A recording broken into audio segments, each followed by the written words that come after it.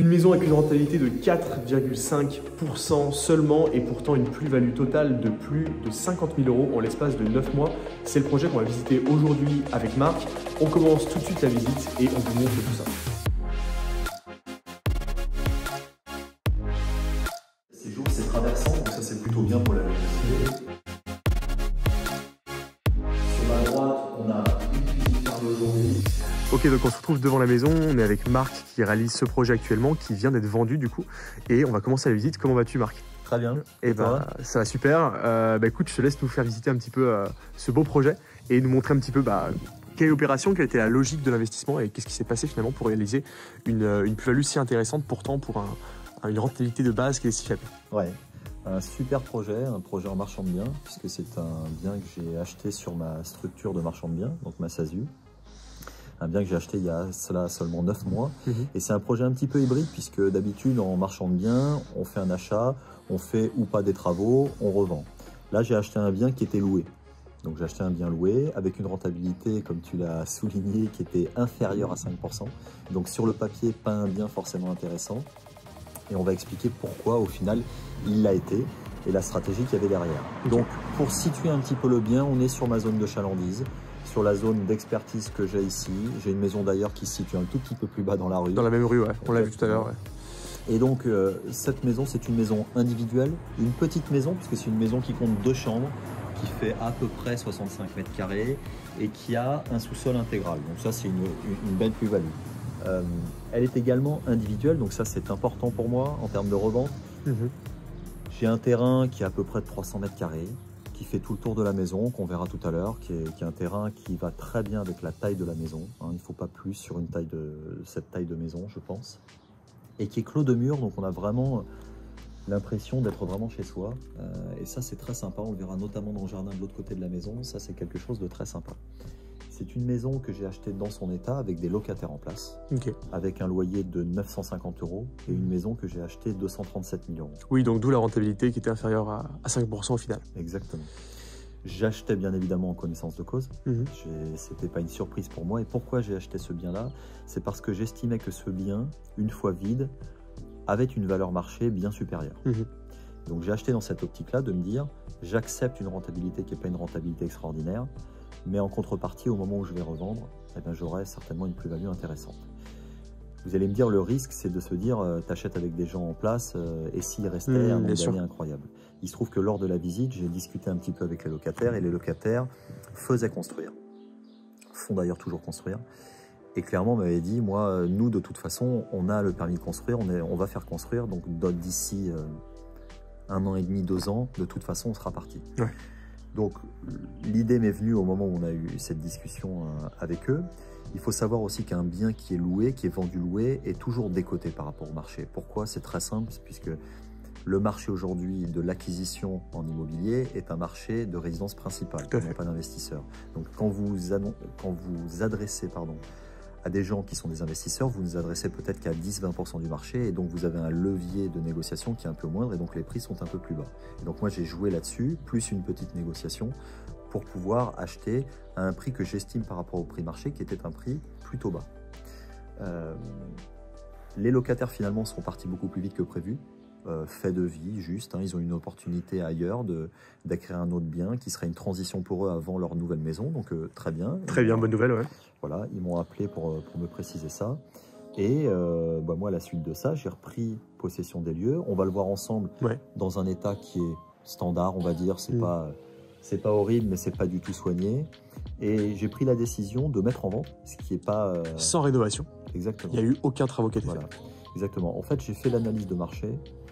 Et sur ce marché-là, dans cette tranche de prix-là, sur ce type de produit, à l'instant T, il n'y avait strictement rien. Et donc je me suis dit, même si c'est pas rénové, même si c'est pas dans mes gènes, on va dire, parce que j'aime bien rénover, offrir des produits de qualité, arriver à optimiser la plus-value, eh ben, j'ai testé le marché. Et il se trouve qu'il y a eu une réponse plutôt positive, puisque j'ai eu 3-4 visites immédiatement, et j'ai eu une offre quasiment au prix, et j'ai revendu la maison 284 000 €. Aujourd'hui, au moment où on se parle, la maison est sous compromis. On a des gens qui ont un excellent apport, puisqu'on est proche des 200 000 € d'apport, donc je suis totalement rassuré sur cette partie-là. Et on devrait signer un acte authentique donc dans les 3 mois avec une plus-value. Si on refait les chiffres, 284 000 en vente. J'avais acheté 237 avec des frais de notaire réduits puisque j'avais acheté avec ma structure de marchand de biens, donc à peu près 2,5%. On va se dire qu'il y avait 6 000 € peut-être de frais de notaire, 6-7 000 €. Donc on était à 244. J'ai fait une chose dans cette maison, j'ai uniquement changé 3 fenêtres. Ça m'a coûté 2 500 €. Voilà. Donc on était à peu près sur un peu moins de 250 000 € sur ce projet-là en tout et pour tout. On revend 284 et il faut aussi compter que pendant une dizaine de mois, j'ai amorti avec un loyer le crédit. Donc au global, il faut retenir que c'est une opération qui va me rapporter 50 000 €. Excellent. Donc en comptant à la fois les loyers pendant une dizaine de mois, 9-10 mois, et en ajoutant aussi évidemment la plus-value de la revente. Donc une opération qui est extrêmement simple, tu l'as acheté déjà loué, tu n'as absolument rien fait, tu as juste collecté les loyers pendant la durée du bail, puis par la suite tu l'as mise en vente et tu as tout simplement pris ta plus-value directement au bout de quelques jours. Ok, excellent. Est-ce qu'on peut du coup faire le tour de la maison? On va commencer par le sous-sol. Par le sous-sol. Ouais, excellent. Donc il y a un grand garage ici. Voilà, un grand garage ici. Et une pièce qui est totalement vide maintenant avec notre chaudière. C'est une chaudière au gaz qui est très récente, 2018. Et un accès au jardin. Donc on va pouvoir... on va aller voir le terrain directement. Ouais. Exactement. Donc on a un accès au jardin ici. Ce qui est intéressant ici, c'est vraiment l'ambiance avec un... C'est extrêmement calme. Clos de mur. Ah oui, d'accord. Ouais. On a quasiment qu'à vis-à-vis, très légèrement, mais c'est pas... Et là, ce sont des entrées. Là, ce que tu as en face de toi... Il y a juste là les fenêtres sur l'immeuble en face, mais c'est pas grand-chose, quoi.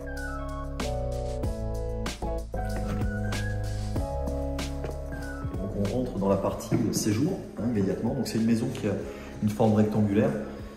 Ici on se trouve dans la partie séjour, c'est traversant, donc ça c'est plutôt bien pour la luminosité. Et c'est une discussion que j'ai eue d'ailleurs avec les futurs propriétaires. On a la possibilité de réagencer vraiment comme on veut. Il n'y a pas de mur porteur, si ce n'est les murs latéraux. Donc on peut faire à peu près ce qu'on veut. Aujourd'hui l'agencement est le suivant. On a cette pièce centrale qui est notre séjour. Sur la droite, on a une cuisine fermée aujourd'hui, une première chambre. Donc on va aller voir peut-être la cuisine. Alors là, c'est vraiment, quand je disais j'ai rien fait, j'ai vraiment strictement rien fait. Ouais, c'est dans son jus vraiment. Exactement. Il y a la fenêtre qui a été changée. La fenêtre qui est neuve. Double vitrage, PVC. Double vitrage, aussi le battant. Voilà, c'était la chose sur laquelle je m'étais engagé auprès des acquéreurs. Mais aujourd'hui, c'est brut, quoi. On n'a rien fait. Clairement, c'est tout à refaire. Exactement. Donc là, les propriétaires vont faire leurs travaux comme ils le souhaitent, de leurs propres moyens. Quoi. Tout à fait. Là, on a une chambre ici. Okay. Là, c'est une chambre qui fait un peu plus de 9 mètres carrés. Avec la vue sur le jardin, ok, très bien. Excellent. On pourrait imaginer ici abattre cette cloison qui donne sur la cuisine et refaire le séjour dans la chambre et la cuisine et cloisonner ici pour avoir une chambre. Ok. Donc on pourrait faire vraiment un coin de nuit. Puisqu'ici aujourd'hui, il n'y a pas de coin de nuit, il y a une chambre d'un côté, une chambre de l'autre. Ici, donc, on arrive sur la deuxième chambre qui est un petit peu plus grande, qui doit faire 11 mètres carrés à peu près. Donc c'est un état correct, c'est pas... les gens y vivaient, hein, je veux dire, c'est pas du tout insalubre, c'est pas sale. Non, bien sûr, mais c'est à refaire. Quoi. Exactement. On a une toilette séparée. Une toilette ici, ouais, très bien. Bon, avec une entrée de lumière, donc ça c'est plutôt bien. Et une petite salle d'eau, avec une entrée de lumière aussi, donc ça c'est bien également. Et une douche également ici, ok. Donc le projet initialement, j'avais prévu de tout refaire. J'avais prévu de tout refaire, peut-être d'injecter 20 000 € pour refaire l'intégralité des travaux et de la maison et revendre à peu près 300 000 €. Finalement, au final, si tu rajoutes les 20 000 €, tu gagnes pas plus. Non, et tu t'embêtes. Voilà, je pense que j'aurais moins gagné avec les risques que comportent les travaux. C'est pas des gros risques, mais avec les ennuis que peuvent comporter les travaux. Donc finalement, je suis bien heureux d'arriver sur... Non mais là, c'est de la simplicité. C'est un projet qui t'a pris au total quelques heures. Finalement, tu l'as trouvé. C'est quoi? C'est un bien off-market que tu trouves ici? Ça, puisqu'il a été vendu par agence et c'est un agent immobilier qui m'a contacté là-dessus. Ok, donc c'est un bien qui n'était même pas encore en annonce. Tu es venu le visiter. Non. Tu as fait une offre et au final, tu l'as acheté, déjà loué. Donc pas de travail de location, pas de travail de gestion parce que le locataire était là depuis longtemps. Donc de toute façon, il n'y avait pas de souci. Et après revente, donc finalement au total, ça t'a pris très peu de temps pour 50 000 € de gain sur ce bien-là. Donc là, on revient sur finalement l'élément essentiel qui est le réseau off-market parce qu'au final, ce bien-là, ça t'a permis de gagner autant de temps et gagner autant avec aussi peu de travail, c'est ton réseau. C'est le fait d'avoir cette maîtrise du marché, d'un marché qui est porteur, qui est inexploité, et d'avoir bien sûr ton réseau off-market derrière qui te pousse ces bonnes affaires. 2 éléments clés, off-market et l'expertise de réseau. Excellent. Bah, franchement, on a fait un tour rapide. La maison n'est pas immense. Non. Marc, que vous voyez sur cette vidéo, est notre expert marchand de biens dans la formation Stratégie Empire. Donc, c'est cet expert qui va vous enseigner ces méthodes d'achat-revente. Donc, il y a des méthodes qui peuvent être très simples, comme le fait d'acheter un bien qui est déjà loué, qui va être revendu une fois vite finalement. Il y a des méthodes qui vont être plus complexes sur la division. On a montré un projet sur la chaîne YouTube, mais également dans la formation, bien plus en détail évidemment, un projet à plus d'1 million d'euros sur une division de bâti. On a montré des maisons d'achat-revente qui ont été rénovées intégralement et qui ont été revendues, des appartements plutôt qui ont été revendus à des investisseurs aussi.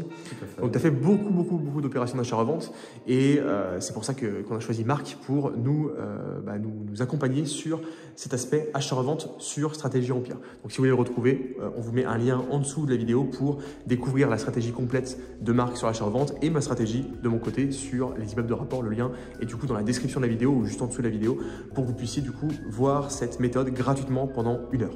Voilà. Est-ce que vous avez quelque chose à ajouter, Marc? Non, je pense qu'on a fait le tour et tu as bien résumé. Il n'y a pas une manière de faire de l'achat-revente, il y en a plusieurs.